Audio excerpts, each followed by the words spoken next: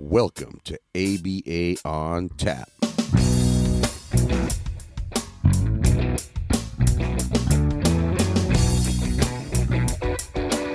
I'm Mike Rubio with Dan Lowry.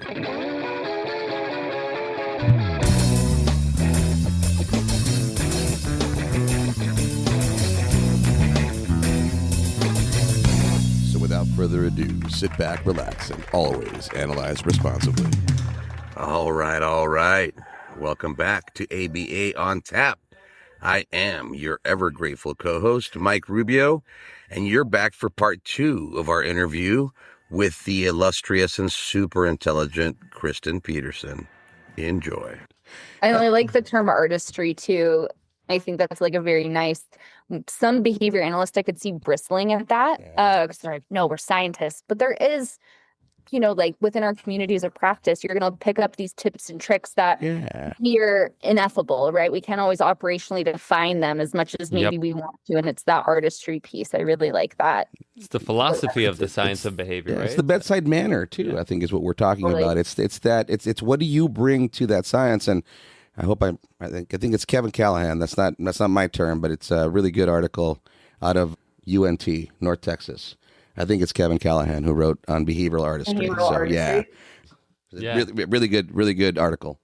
So you were there. It got bought out. You maybe weren't vibing as much with the values of the organization, so you weren't being a team player, of course. And so then what happened? What? Talk to us. Yeah, a lot of things happened all at once and not all at once, and the timeline gets a little bit fuzzy for me. So in all of this, I decided, so genuinely, I had not had access to really like a mentor, like ever in person. So that was something I always felt like I was lacking. I always felt like I was having to self-teach. Like I was top of the food chain. I didn't have other people I could ask questions to. At some point, I realized that there was some barriers to that, despite maybe my lack of awareness of that earlier in my career. So I decided the best way for me to resolve that was to get a PhD. Nice. That's the program where I met Dr. Scott. So, I ultimately, in that position, as much as there were a lot of negative experiences, I will also say there were a lot of positive experiences because I was given so many opportunities to self-teach a lot of things and get exposure to so many things that somebody who had been certified for such a small amount of time would not have been. And almost any other circumstance, I think, it was lucky for me. And I realized I was super passionate about the OBM stuff. And so I decided when I, started my PhD in behavior analysis that I was really going to focus my time and effort onto OBM because I knew I didn't want to do clinical work for forever. It was like, okay, obviously this private equity thing was sort of this like very salient event that I was like not enjoying that. But I also had worked in a lot of different settings and I never really had found something that was like a perfect fit for me. And so I was really thinking about like, okay, I don't want to start over. I want to invest more. I want to go deeper. I want to do more behavior analysis, but I want to be able to like take it with me. I didn't want to feel like restricted into just like ASD treatment for forever. And I was like, no, I think I can do this. But ultimately, and I wish that this was a different story, but like the true story is like at some point I became like desperate to leave the field. I was so incredibly unhappy that I was like, I have to make this work. And it wasn't the kids and it wasn't the parents. It was the business models. Yeah. But I was so desperate to leave. But I like also didn't have the resources to just like start over. I was like, I have to take what I have and I have to make it work. Otherwise, I'm going to be unhappy the rest of my life. Yeah, we feel you. That's why we did this company. I think this was our last like hurrah. We were like, hey, can we make this work? Because we don't like where it's going. We're unhappy. Is it the field? Is it the company? What is it? So. Did you have something to say before? Go ahead. So you did that, and then what was did you just decided, all right, well, since I'm unhappy, I'm going to make this work, and I'm going to create an OBM mentorship endeavor, or like, what did that look like? Yeah, so at some point, when things got too bad, I was like, okay, I've got to be done with this, job. I gave them, I think I gave them 3 months notice. It turned into 5 months notice. And then I ended up taking just 2 cases privately so that I could just make sure I had financial stability to like get my needs met while I was trying to figure out what else I was going to do. So I had done like a little bit of consulting, like OBM consulting for small businesses in my local community. And I was like, can I really like turn that into a full-time thing? Like, I don't know. And then I had this friend who, old friend, we'd been friends since I was like 16, 17 years old, worked in the tech space. And we'd go out for drinks and he would be like, oh my gosh, I'm having this problem. And I'd be like, oh, well, that's this behavioral thing. Here's 3 things you could try. And then that just kept happening. And he kept being like, we should start a business. It's like, no, we shouldn't. That's crazy. I don't want to start a business. I don't want to work in tech. Like, that's not what I do. That like really conflicted with my professional identity a lot. Okay. And I sort of joke that he wore me down, but it's like maybe a little bit less of a joke than is true. I was really scared and I like kind of needed, truthfully, like I needed a person who like kind of believed in me and kind of kicked me in the ass a little bit to be like, let's do it, So ended up starting that consulting business.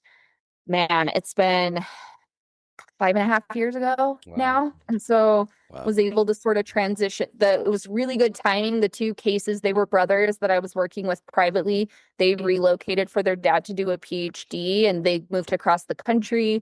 So there was not like any client abandonment stuff or funny transition things. It just sort of like, oh, you're going to do that with your life. I'm going to do this with my life. And we can like do the case transition and wish each other luck and then go on our separate adventures that way. So you decided to do OBM consulting. How did you market? How did you get clients? Like, how did you start?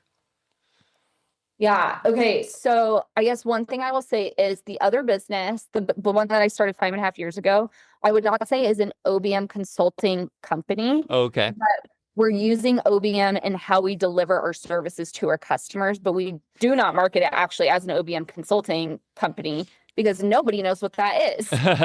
So okay, what was it? Marketing and sales thing. So talk to us. What was that company and how did you go about entering into that field? Because it seems like ABA is all you ever knew at the time. It for sure. Yeah. Almost literally like have worked one other sort of job other than ABA until this. So yeah, I really didn't know anything else.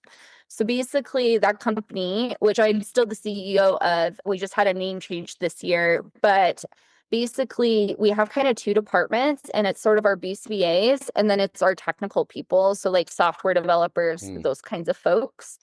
And then all of the BCBAs are bringing their BCBA superpowers to the table. And so basically a customer might come to us because they are going to go through a really big organizational change. Maybe that's like a new piece of technology. That's mostly what it's been. And we're sort of diversifying now a little bit more.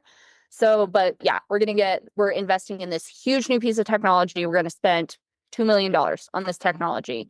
So it's really important that people actually use it and they are happy about it, that we have good processes to support it, that we know what we're tracking, we know what our metrics are, we know what to measure.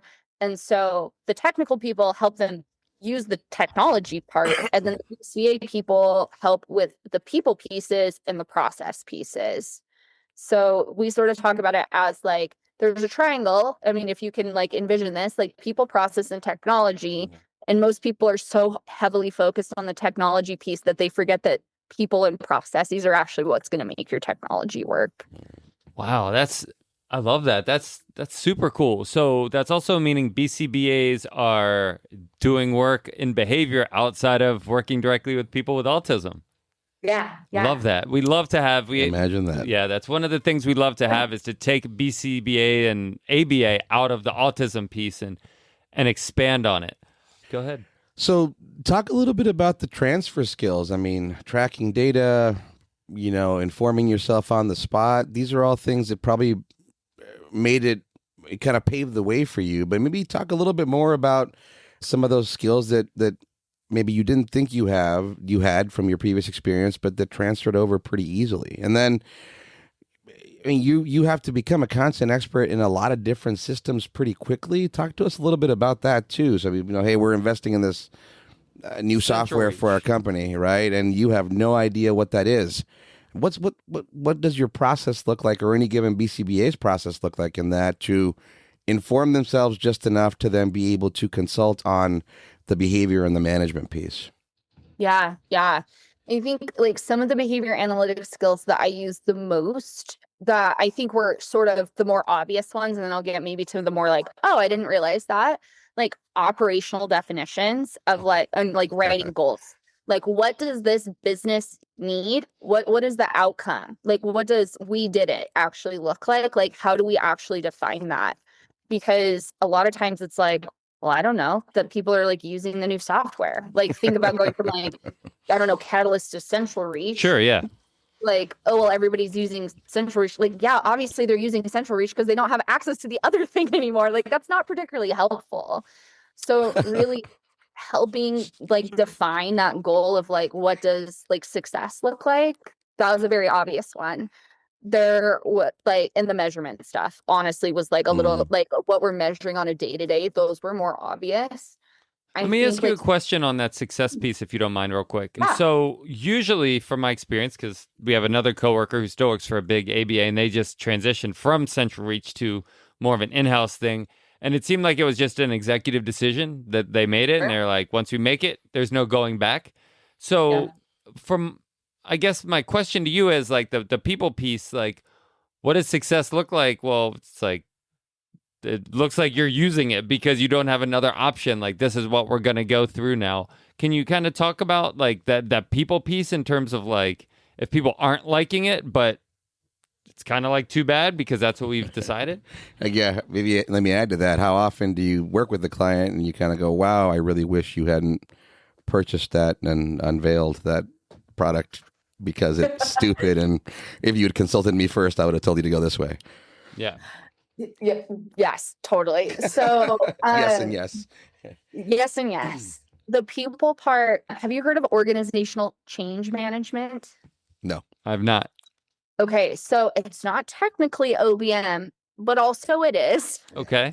So OCM, as it's called, is like a specific area of like, you know, professionals who do this, like they do change management is their job. Like the whole role of somebody who does organizational change management is to help support the people in the organization start at baseline and then get to this future state with like the least amount of like disruption, stress, turnover, not being a team player. That's maybe like the theme of the episode as possible. So there's a ton of behavior analytics stuff that like layers into change management, right? Like, how do I identify who are the people at play? Why do those people have resistance? What are their EOs? What are their AOs? What are the things that are like punishing? What's the learning history there? How can we like compete with the fluency with their previous learning history to help them engage in these new behaviors? How do we reinforce the new behaviors at the right place, at the right time? Do we have salient SDs? Like, so change management is very behavioral, and we take for our organization, we take an even more behavioral approach to that, which helps us be really successful.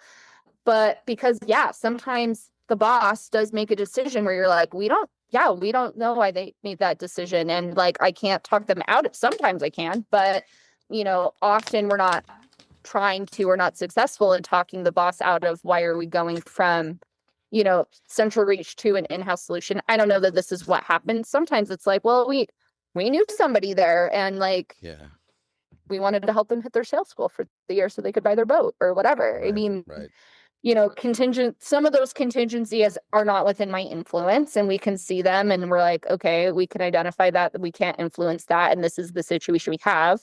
Let's make it the best experience possible for the people, which like harkens back to like what we were talking about, my clinical experience, right? I was also in the position where it was my job to take senior leadership's decisions and make the humans do the thing that I thought was negative. And now I get to do that in the way that would have been way more values aligned for me, of like helping guide leadership and actually influencing leadership so they can execute that in a way that is like more ethical and like more aligned to what the people need in the workplace. Gotcha. So I guess you made me think about it with the last thing you said. Is there ever like parallels though where you're seeing like, oh my God, this thing is crap and I'm having to tell the people like to try to find ways to motivate them with this crap platform that the owner should have never gone to, and you're kind of back into like selling something that even you don't believe in? I'm like nodding emphatically. Yes. So sometimes we talk about, this doesn't happen very often, but it does happen, where the shorthand I sort of use with our team is some customers are allergic to making good decisions. And so the way that we deal with situations like that is, we give the best advice we can. We're consultants. That's our job. We're supposed to give you advice. I can't make you take the advice, right? Yep. So I give you the advice. I tell you what are the risks if you don't do that. And then I document it and I write it down. And then when the natural consequence happens, then I have potentially an EO, right? Like, oh, you just failed. Maybe you're going to be more motivated to go back instead of, I'm not trying to do an I told you so thing. But, okay, we have this new trial. So can I represent an opportunity for you to make a better choice instead of the bad choice you just made where you didn't take my advice? Gotcha. Do you ever... Oh, go ahead. Is there a limiting factor to that? I mean, how forgiving can you be? So the idea that I told you to do this, you didn't do it, now you're coming back to consult with me for the consequence I warned you about, so I'll help you with this, and you didn't take my advice again, so now you're coming back. Do you find yourself at some point having to say, hey, I'm not the right consultant? Or you're just not following through with my recommendations, so why do you keep coming back to me? That more often. So like for us, a lot of times those I'm allergic to bad or good decisions moments or smaller decisions that kind of compound throughout the life of a project. It's not just like, oh, here's my final report. And they're like, great, thank you so much. We choose not to do that. It's more of like, okay, now at this point in the project, we need to make this decision. And then they're like, not making a good one. And I'm like, well, in 2 weeks, we're going to find out that was not a great choice, right? And so there's smaller things where I feel like I can sort of shift and shape that repertoire over time before we get to something really big that blows up. Or I would say, but like plight of the small business owner, right? Sometimes I would love to fire a client. And I have fired clients, but sometimes it's like, man, I'd really love to fire that client, but also like, I really need that work right now. I'm concerned about covering payroll, like those things. Being on the other side of that now as the small business owner, like those are very real stressors now.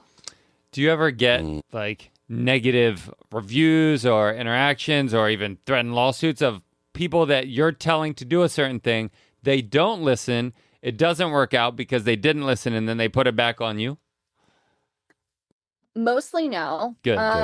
So there have been like 2 circumstances sort of like that in the life of the company, which is why we always like document that I gave you the recommendation and who made the decision not to do it. Like that's our CYA, or cover your ass. Sure. Documentation. Yeah. Right. There was one time where I had to do like some pretty significant like analysis. I had to put to like a customer came back and said they wanted us to refund them $80,000 that they already paid us. And guess what? I already spent that money. So I was pretty motivated to like come to a good resolution for them. And I had to, conflict resolution skills had to be pretty on point with that to sort of work through that situation and explain the context. And ultimately we got to a good outcome there. In our sort of sector, one of the platforms that we consult on, so like think like Central Reach on steroids, it's like every business function that an organization might need. They have sort of a repository of reviews for consultants that help with that platform. And the average is a 4.2 and we've got a 5.5. And I'm very protective over that. Good for you. Fantastic. Now, how involved are you in like the day-to-day? Because I know when you're higher up, sometimes you get the macro, which is awesome, but you get farther and farther away from the day-to-day stuff. How involved are you in the day-to-day stuff? Definitely less. As CEO, I mean, honestly, I spend way more time doing finance and sales calls than I ever would have imagined. And neither of those are things that I got trained in. And like, also they're not things that I have like, that I find particularly reinforcing, like as in isolation. I find them reinforcing because they're sort of like able to open up new opportunities for our team. We have a really small team. I mean, we're not like a giant company. We were never designed to be a giant company. So like I still have close like professional relationships with every single employee, and like I know their kids' names and I know their pets' names and I know what their hobbies are, and I have like great relationships with them, which is really important to me. But like the minutia of like what's going on client XYZ, I kind of only hear about it if something catches on fire, I feel like a little bit at this point. And so like I will step in or provide additional support more in a like mentorship or an escalation point capacity now, more for the customer work itself. Okay. I think we're at that spot with me doing the direct client work and now having to step back and learn how to proliferate that. I'm scared to death. I don't know how to not do direct client work. Yeah. Yeah. I mean, most of our services are provided BCBA direct. Yeah. And, cool. Yeah. So he does as the owner, he does a lot of direct services. But I guess to the overall point, I think I need to learn how to now capture our philosophies and train on them and have other people do it. But I am terrified of that prospect, and I see it coming. It's going to start September, October, where I'll have to hand some of those things over. So maybe I'll call you. You can walk me through it. I don't know how to hand those things over, Kristen. How do I do it? So, question for you. Oh, go ahead, please. Well, I was just going to say, I mean, I think like that it's a process problem, right? It's like, how can you take like the heart of what you're doing and the knowledge you have and make it so that you can replicate, or other people can replicate that, but not so strict that people are like in a box, because we still have to be able to be nimble and like meet the client where they're at. So it's like, how do you build something you can replicate? Like Legos, we want to build like a Lego tower. We need to give someone the blocks. Your tower can look a little different than mine, but it needs to have the same energy as my tower. It's tricky for sure. Well, I guess some of it starts with who you hire, right? So shout out to Rosa, shout out to Allison, the rest of our crew. But I mentioned those two just because I think they're more relevant to this particular part of the discussion. But I like the way you put it. It is you need to build something with these Legos.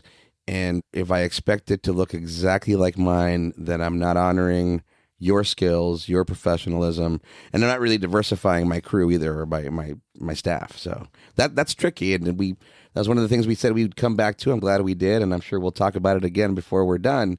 Again, how to streamline processes, but at the same time allow for that individualization to come out in your product.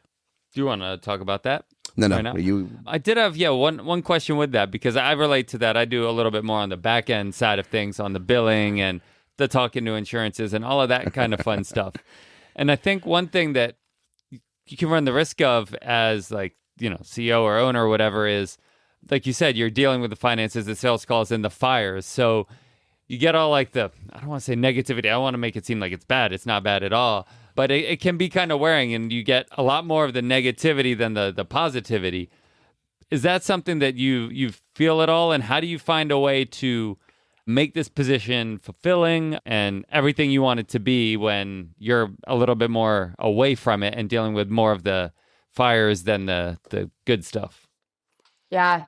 This is actually something I have been putting so much thought and effort into in the last year. The last year for me professionally has been probably like the most challenging of my entire professional career. I have not talked about this publicly before, so I guess here we go. Thank you for feeling comfortable enough to share it on our podcast. Absolutely. So I originally was the COO at our company, and I had a business partner who was the CEO who, through a number of things that happened, ultimately I had to approach the board for our company and basically sort of insist that person stepped down. So originally, like, the CEO role was not the role that I wanted to be sitting in.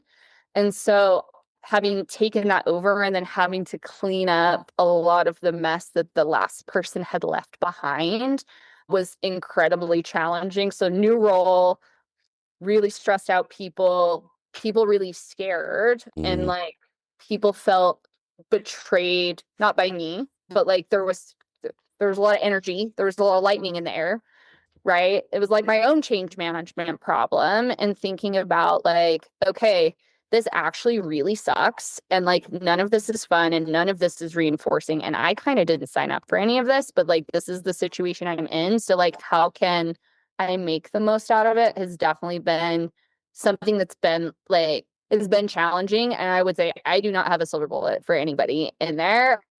Like, my thought is like, I would like to give everybody who feels like that a big hug. Cause like, there's definitely times where I could have used a big hug about it. I think get a therapist, somebody who you don't work with, who can like help reframe some of that, I think is incredibly important. I think trusting people and delegating to them where you can, right? Like, I have such incredible team members who I have to just be like, this is the outcome I need. I trust you to get it. However you get it, Cool. you can execute it. But I'll tell you, I have never spent more time talking to lawyers and CPAs. And like, I'm so glad that I have access to those people so that I don't have to expend more mental energy on things that I don't know how to do, are frustrating or like punishing, you know? So, but I think for me, it's been a huge process for sure. Where do you feel like you're at now with that process? Where do I think I'm at with that? A week ago, I got a new puppy. So I feel like I've freed up enough like emotional energy and like time to like, you know, welcome a new being into my life. What type of dog? She's a Leon Burger. I gotta Google that. Yeah, Google her. Yeah. So I think better. But it ebbs and flows too. There's some weeks that are like, wow, this was a really bad, really hard week. And some weeks we're like, wow, I really did it. I really did a good job. I mean, I can't imagine the learning curve, just the tremendous amount of, I guess, legalese that you've had to learn. I wonder, is there one particular industry, thinking outside of, say, ABA service delivery, assuming that maybe you do some consulting for folks like us, but is there one particular industry or a couple of them that you feel you've really gotten a good grip of based on your experience? And then what is the array of your experiences? I mean, who have you consulted for? Yeah.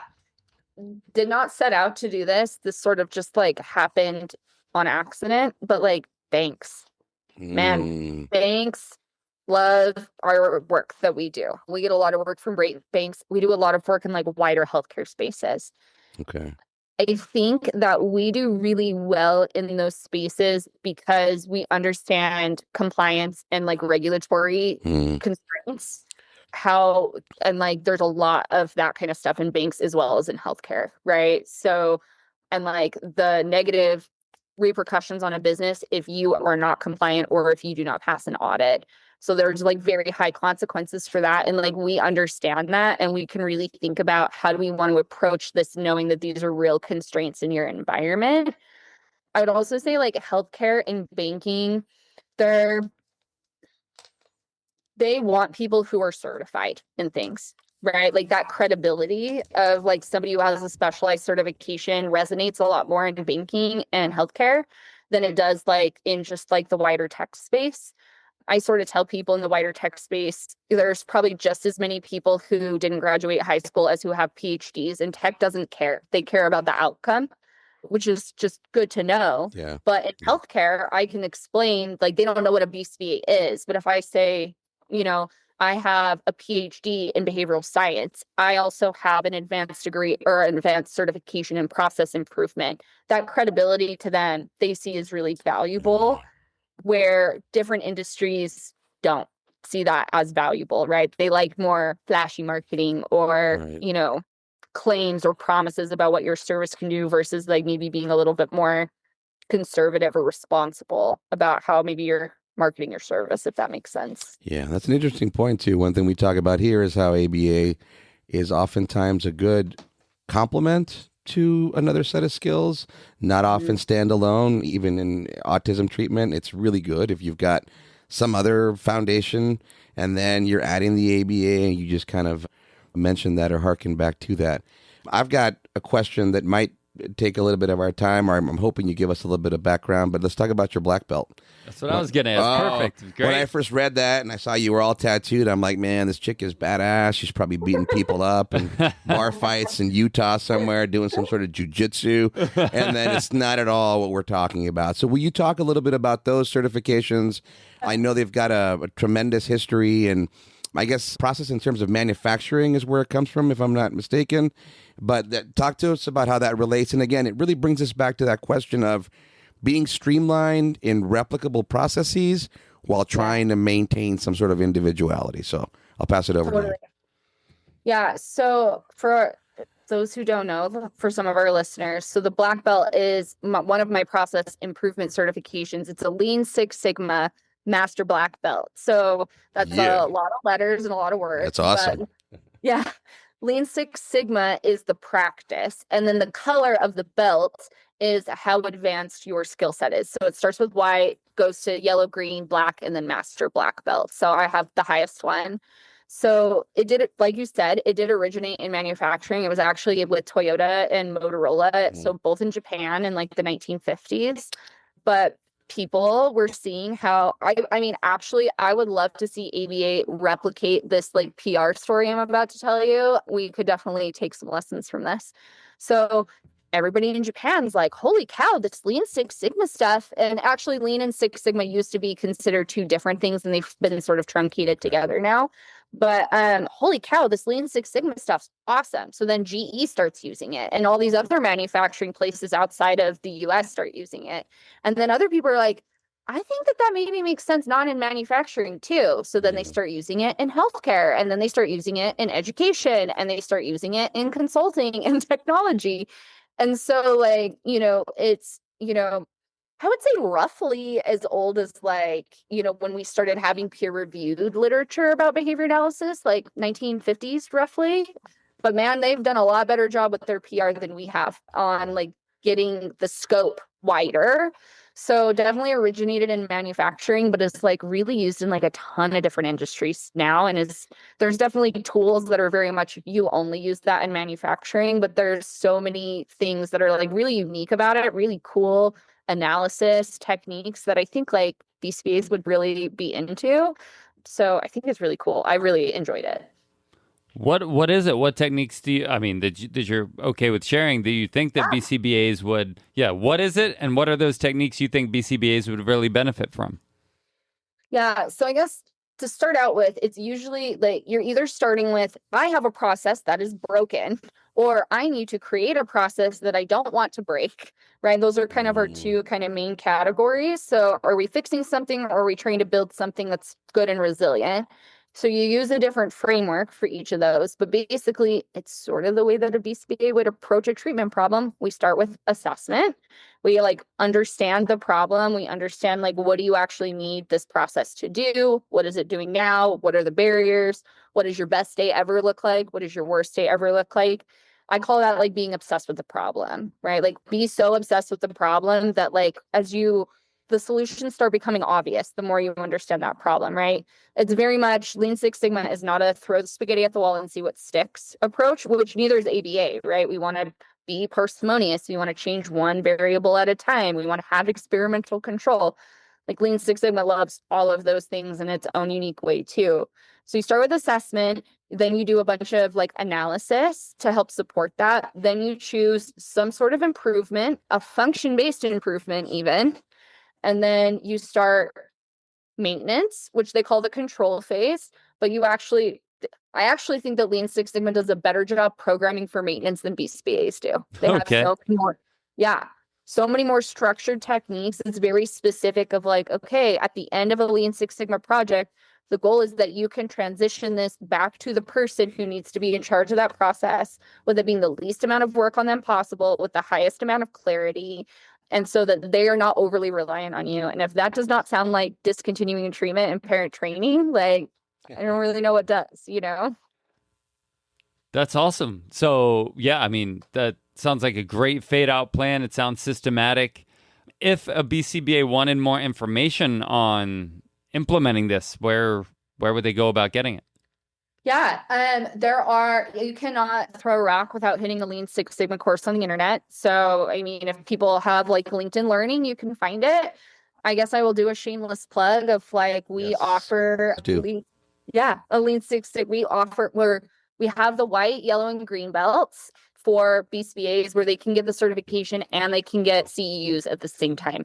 So, as far as I know, we are the only ones that are doing the BACB CEUs. We like do case studies where we like relate it directly back to like what are people actually doing in clinical work so they can generalize and make those connections faster. But by no means are we the only provider providing Lean Six Sigma training, but it is very tailored for BCAs. Well, that's super cool though, because so much of the, CEUs are just like generic. My certification is going to expire in 2 weeks. Let me just bang these out. To have different options, that's really cool. How long does it take to get certified you said you're yellow and white and green?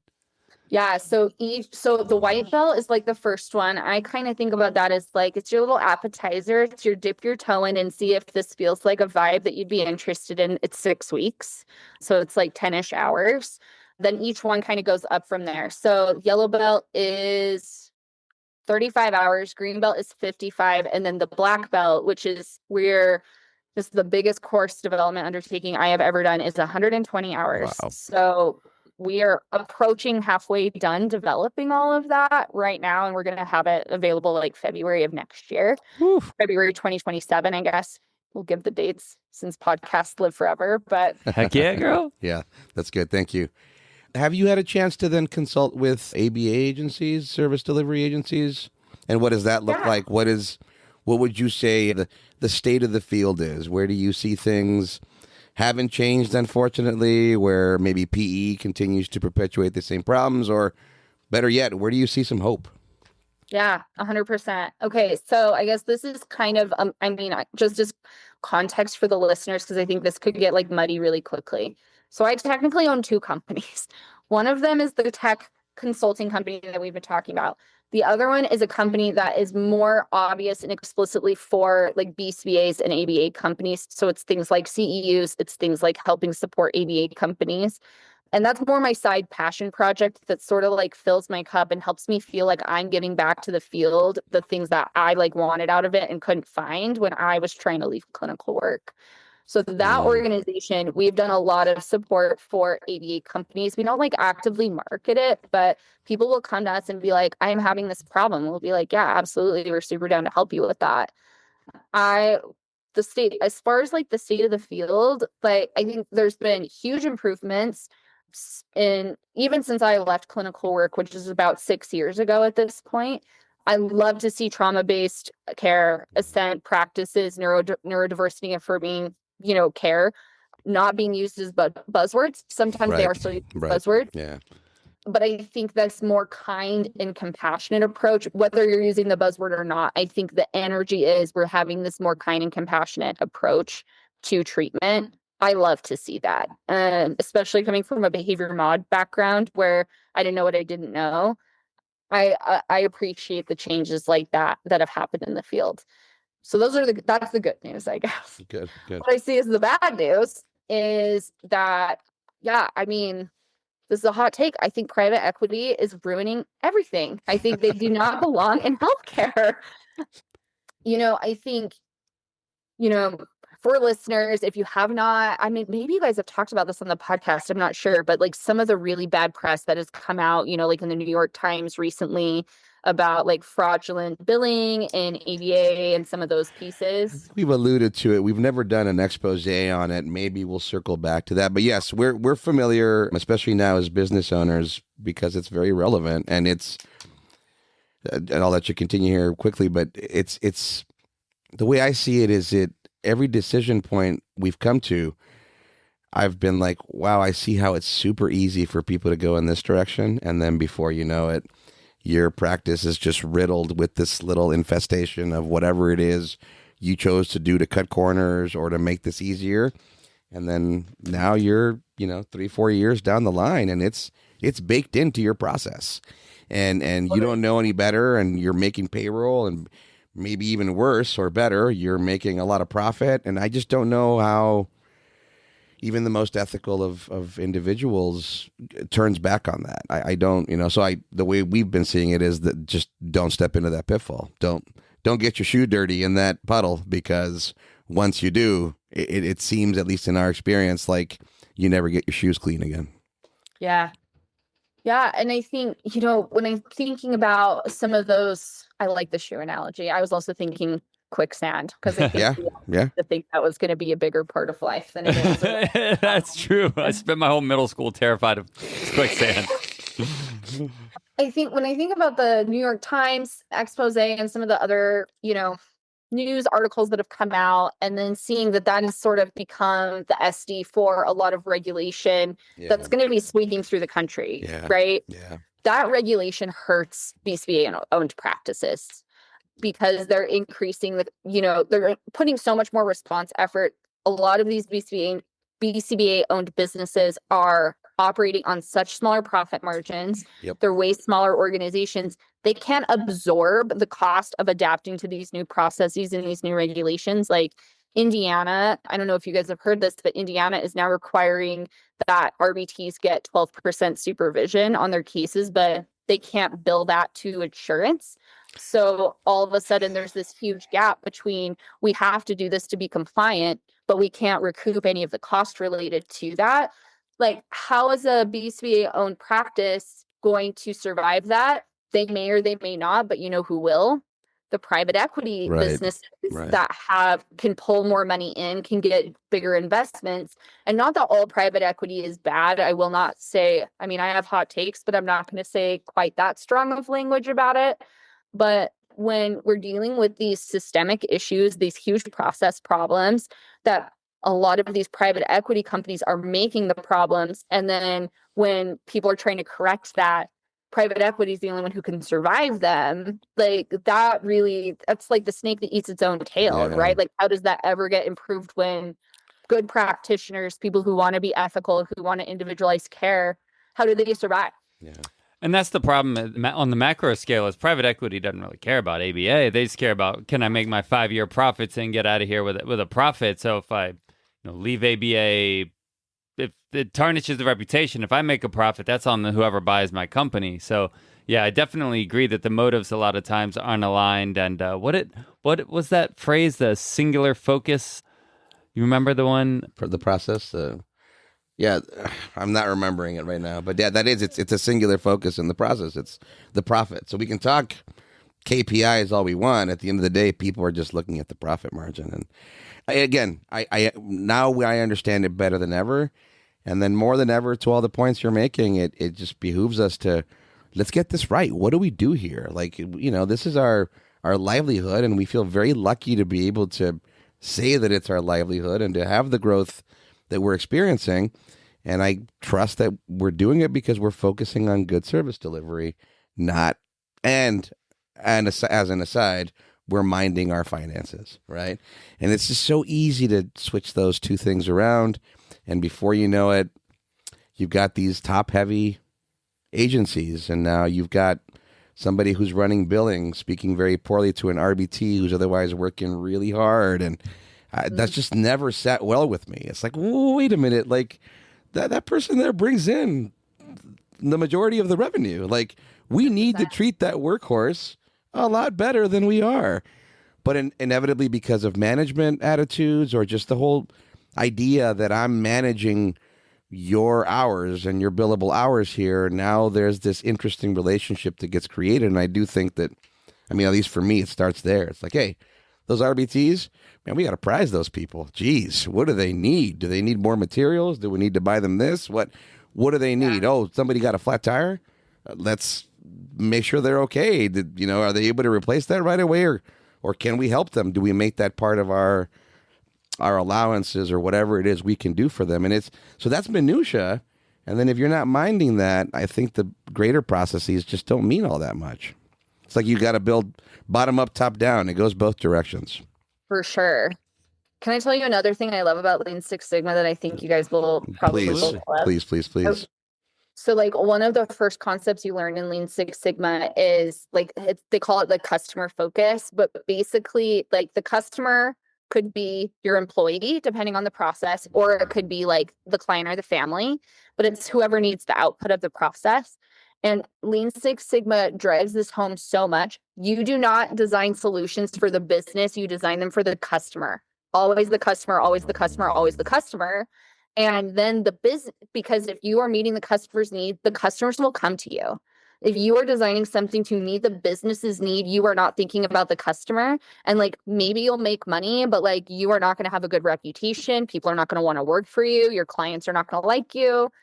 And like, I sort of, when I'm teaching these courses, I talk to people about that, and I will put it in the ABA context, and I'll say, like, what does a parent want from an ABA session? And people are kind of like looking at me like, I don't know. I don't actually know. And I'm like, do you think they want discrete trial training? Like, the answer is, what do you guys think? What do we think? I think it kind of depends, but I think most parents want to see their kid have fun and gain skills, and DTT definitely doesn't, and have something that's repeatable by them outside of ABA sessions. Yep. Totally. They're not asking for a specific procedure. They're not like, I want the highest quality FBA that can exist. I want the most highly technically trained RBT. Like, I think that most parents are like, I want to see that my kid's making progress. I want to trust the provider, and I want to feel like they love my kid. Yep.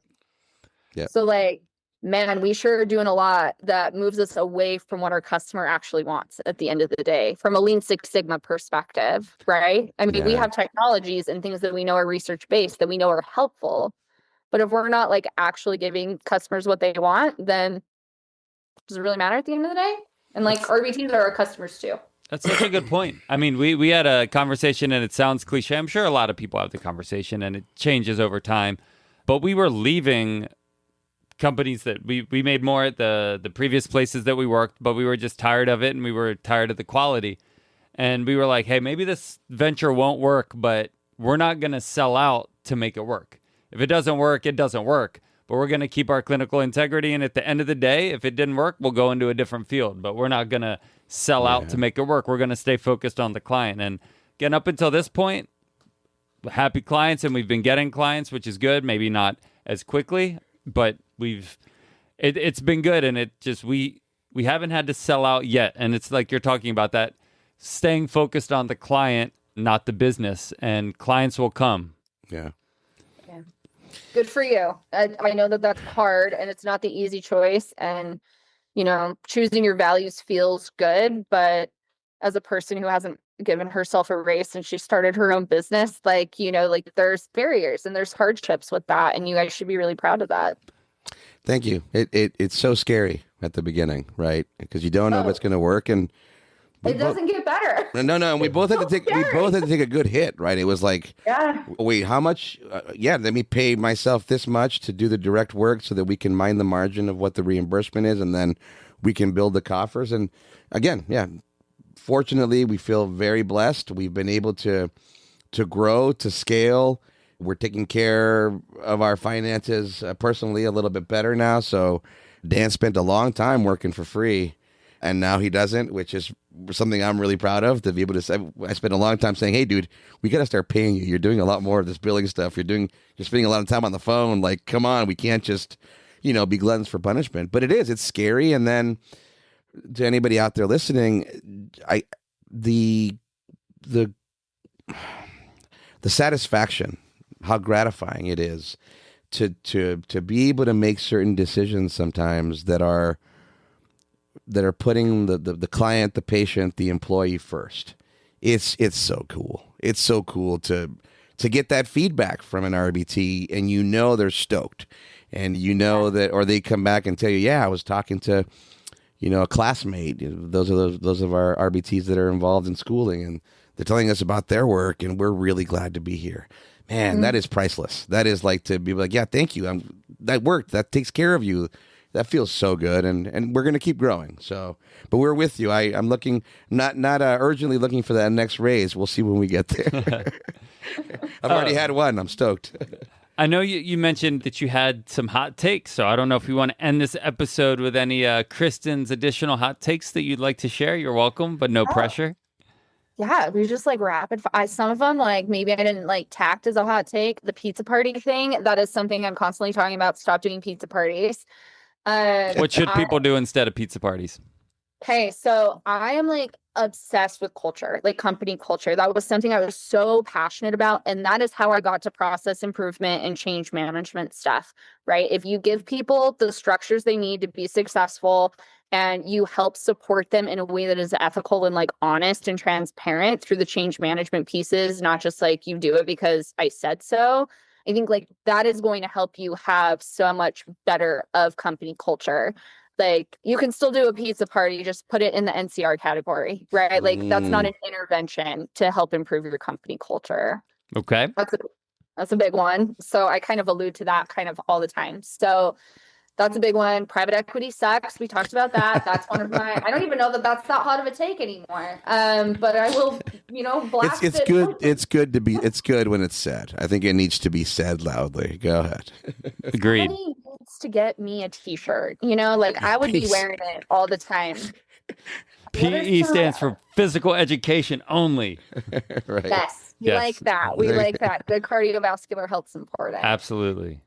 I guess another hot take I had, maybe this is less hot take and more just like a little maybe wisdom, I guess, is like if you are working in an environment that doesn't align with your values, like you don't have to be stuck, even if you're not like, maybe you're not an entrepreneurial type or something like that. Like I want BCBAs to feel less trapped. I know so many BCBAs feel incredibly trapped, and like there are ways for you to transfer your skills and like find something that still is going to give you the lifestyle that you want to have and be able to like use your training and use your skill set.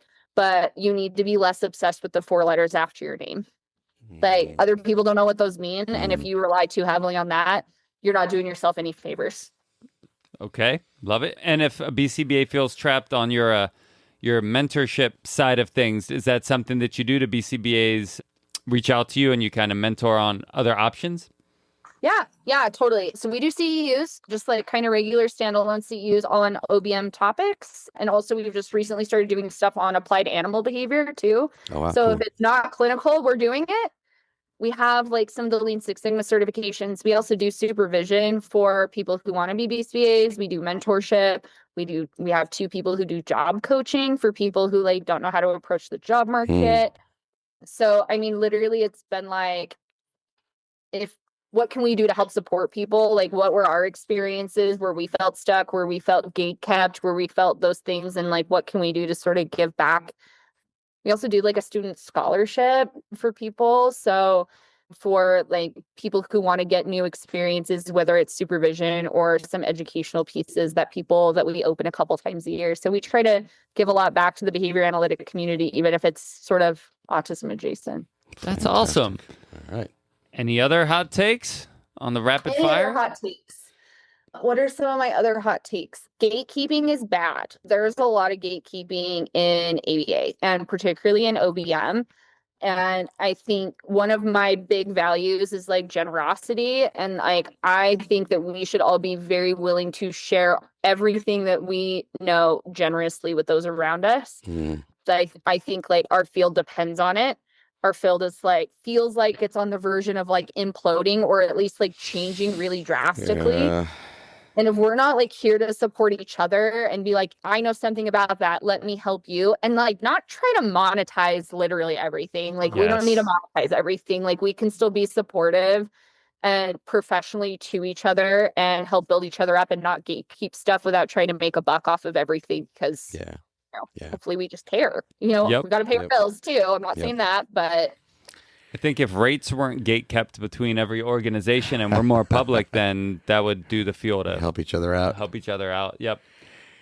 Oh, well, I always promise our guests this will go quickly, and it sure has gone quickly. Here we are nearing 2 hours of straight discussion. We didn't even offer you a bathroom break. We apologize. We have to get better at that, by the way, but our guests are pretty candid and tell us when they have to go. Dr. Kristen, anything else you want to shamelessly plug? Anything else where you want people to find you? This is a good time for that. Yeah, I mean, find me on LinkedIn because I'm from Utah. My name is spelled weird. That's a Utah special. So Y at the end. I at the start. Y at the end. Okay. Yeah, I before Y is what I always say. Nice. So that's a really good place. I kind of cross post everything there. But yeah, we have CUs, we have options. I do free consults. I'm here to support people who are feeling stuck, who are feeling stressed, who just need someone to listen to. Like, I'm here for it. So it's it's tough world. 2026 has not been kind, but we can all be kinder to each other. So reach out if I can help with anything. That's so awesome that, it sounds like you've got so much on your plate and it's not stressful, but to give back and offer that. Thank you. Sounds like that fills your cup. Thank you. That's amazing. We appreciate that. It does fill my cup. I like doing it. Dr. Kristyn Peterson, anything ABA on Tap can ever do for you, you know where to find us. We could not be more thankful for your time on a Sunday morning into the afternoon. Hopefully you enjoy the rest of your Sunday. As you might know, I like to close with a few gems that I pick up along the way during discussion so we can segue into our lovely tagline. So what I've got today is, understand your scope of influence over any given contingency, align your values, limit the disruption, know when not to be a team player, be obsessed with the problem, enough with the pizza parties, and always analyze responsibly. Cheers, Dr. Kristen. Thanks so much for your time. Thank you. Always analyze responsibly. ABA on Tap is recorded live and unfiltered. We're done for today. You don't have to go home, but you can't stay here. See you next time.